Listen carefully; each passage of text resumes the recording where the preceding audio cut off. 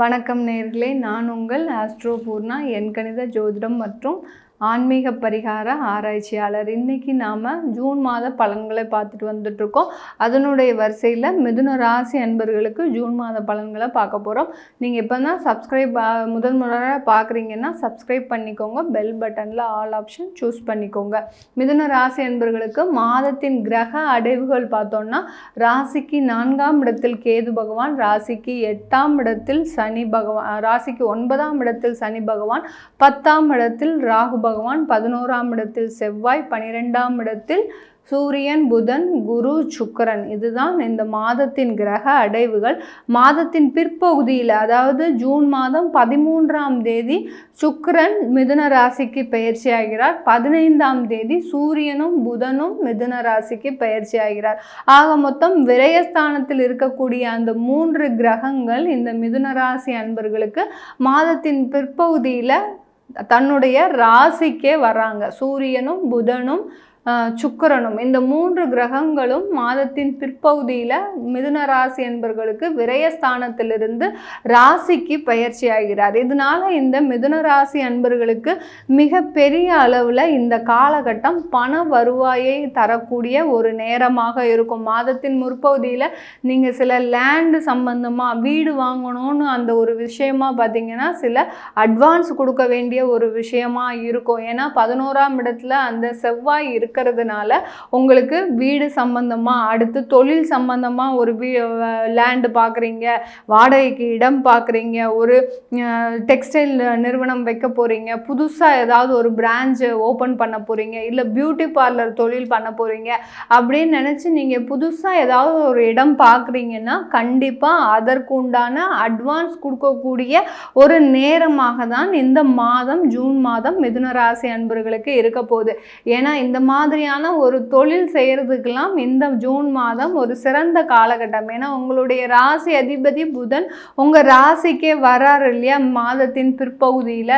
அதனால உங்களுக்கு தொழில் செய்யக்கூடிய வாய்ப்புகள் அதிகமாக தேடி வரக்கூடிய நேரம். சில பேர் தொழில் செஞ்சிட்ருக்கிறீங்க, தொழிலில் நிறைய இடர்பாடுகள் இருக்குது, லாபம் வரமாட்டேங்குது அப்படின்னு சொல்லக்கூடியவர்களுக்கும் இந்த மாதம் விறுவிறுப்பாக தொழில் ஒரு சூடு பிடிக்கக்கூடிய ஒரு நேரமாக இருக்கும். ஒரு மந்த நிலையில் இருக்கக்கூடிய தொழில், அதாவது மாதத்தின் முற்பகுதியில் அந்த விரயஸ்தானத்தில் ஒரு 4 கிரகங்களும் இருக்கிறதுனால மாதத்தின் ஸ்டார்டிங்கே பார்த்திங்கன்னா, ஆரம்பமே பார்த்திங்கன்னா உங்களுக்கு ஒரு மந்தமாக இருக்கும். என்னடா இது, இந்த மாதத்துலையாவது ஏதாவது வருமானம் எதிர்பார்த்தோம், ஆனாலும் நமக்கு எதுவுமே வரமாட்டேங்குது அப்படின்னு ஒரு மந்தமாக தொடங்கக்கூடிய ஒரு நேரமாக இருக்கும் மிதுன ராசி அன்பர்களுக்கு. ஆனால் ஒரு 10ஆம் தேதிக்கு அப்புறம் பார்த்திங்கன்னா அப்படியே உங்களுடைய தொழிலோடைய சூழ்நிலையே பார்த்திங்கன்னா மாறிடும்.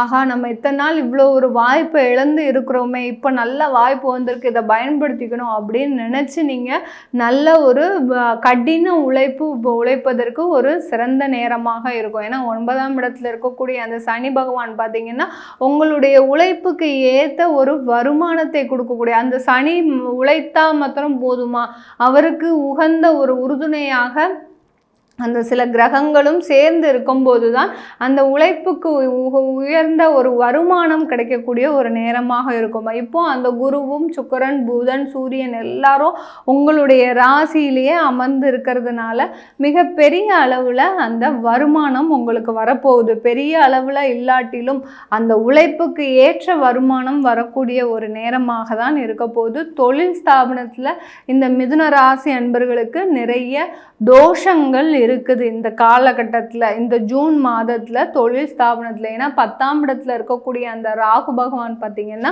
தொழில் ஸ்தாபனத்தில் உங்களுக்கு நிறைய தோஷங்கள் இருக்குது. அந்த தோஷத்தை விளக்குவதற்கு நீங்கள் இந்த காலகட்டத்தில் ஒரு சின்னதாக ஒரு பரிகாரம் பண்ண மாதிரி ஒரு ஹோமமோ இல்லை கணபதி ஹோமமோ ஏதாவது ஒன்று பண்ணிக்கிட்டிங்கன்னா உங்களுக்கு அந்த தொழிலாகப்பட்டது மிக பெரிய அளவில் ஒரு வளர்ச்சியை கொடுக்கக்கூடிய ஒரு நேரமாக இருக்கும். கணபதி ஹோமம் பண்ணுற நேரத்தில் அந்த நவக்கிரக ஹோமமும் பண்ணிட்டீங்கன்னா அந்த கிரகங்களுக்கு உண்டான பிரீத்தியும் அந்த இடத்துல அந்த தோஷ நிவர்த்தியும் உங்களுக்கு கிடைக்கக்கூடிய ஒரு நேரமாக இருக்கும் இந்த மிதுன ராசி என்பர்களுக்கு. அதனால இந்த மாதத்துல இதை தவறாம செஞ்சீங்கன்னா உங்களுடைய தொழிலுடைய அபிவிருத்தி ஆகப்பட்டது ஒரு நல்ல ஒரு வருமானத்தை கொடுக்கக்கூடிய ஒரு நேரமாக இருக்க போது இந்த மிதுன ராசி என்பர்களுக்கு. 4ஆம் இடத்துல இருக்கக்கூடிய கேது பகவான் பார்த்தீங்கன்னா மாத்ருஸ்தானத்துல இருக்கிறார் கேது பகவான். அதனால இந்த காலகட்டத்தில் மிதுன ராசி என்பர்களுக்கு தாயார் சம்பந்தமான சில மருத்துவ செலவுகள் ஏற்படும், இல்லை தாயாருக்காக ஒரு தனியாக ஒரு செலவிட வேண்டிய ஒரு சூழ்நிலை ஏற்படும். சில பேர் பார்த்திங்கன்னா தாயாரை விட்டு பிரிந்து வரக்கூடிய ஒரு சூழ்நிலை வரும். தனியாக வீடு வாங்கக்கூடிய நேரம் வந்துருச்சுன்னா நீங்கள் பெற்றோரை பிரிந்து இருக்க வேண்டிய ஒரு சூழ்நிலை வரும். அதனால் அந்த மாதிரியான செலவுகள் அதிகரிக்கக்கூடிய நேரம். அதே சமயத்தில் உங்களுக்கும் உடம்பில் ஒரு சுகவீனங்கள் ஏற்படக்கூடிய நேரம். மிதுன ராசி என்பர்களுக்கு இந்த காலகட்டத்தில் இந்த ஜூன் மாதத்தில் உடம்பு சம்பந்தமான சில பலவீனமான ஒரு சூழ்நிலை ஏற்படக்கூடிய நேரம். அதனால் நீங்கள் இந்த நேரத்தில் இந்த மிதுன ராசி என்பர்கள் இந்த காலகட்டத்தில் பார்த்திங்கன்னா உங்களுடைய குலதெய்வ வழிபாடு பண்ணிக்கோங்க. குலதெய்வத்தை நினச்சி எந்த அளவுக்கு பிரார்த்தனை செய்து நீங்கள் இந்த மாதம் கழிக்கிறீங்களோ அந்த அளவிற்கு உங்களுடைய குலதெய்வம் ஒரு நல்ல ஒரு வளர்ச்சியை கொடுக்கக்கூடிய, நம்மளுக்கு வளர்ச்சி எப்போ இருந்தாலும் நம்மளுடைய உடம்பு இருந்தால் தான் சித்திரம் எழுத முடியும். அந்த மாதிரி உடம்பு இருந்தால் தான் நம்மளுக்கு அடுத்த வேலையெல்லாம் செய்ய முடியும். அதனால் குலதெய்வ வழிபாடு உங்களுக்கு உடம்பு சம்பந்தமான வியாதிகளை நிவர்த்தி செய்வதற்கு உறுதுணையாக இருக்க போது இந்த மிதுன ராசி என்பர்களுக்கு. இப்போ நம்ம சொல்லிட்டு இருக்கிற பலன்கள் எல்லாமே பார்த்திங்கன்னா இந்த மிதுன ராசி என்பர்களுக்கு அதாவது கோச்சார நிலவரப்படி நம்ம பலன்கள் சொல்லியிருக்கிறோம். இது உங்களுடைய சுய ஜாதகத்தில் பலன்களை நீங்கள் பார்த்துக்கணும். உங்களுடைய தசாபுத்தி எப்படி இருக்குது, தசாநாதன் எங்கே இருக்கிறார், புத்திநாதன் எங்கே இருக்கிறார், அதுபடி தான் உங்களுக்கு பலன்கள் மாறுபடும். அதை பார்க்கணுன்னு விருப்பப்பட்டீங்கன்னா கீழே இருக்கிற நம்பருக்கு வாட்ஸ்அப்பில் அப்பாயின்மெண்ட் வாங்கிக்கிட்டு நீங்கள் என்கிட்ட கன்சல்ட் பண்ணிக்கலாம். உங்களிடமிருந்து விடைபெறுவது உங்கள் ஆஸ்ட்ரோ பூர்ணா. நன்றி, வணக்கம்.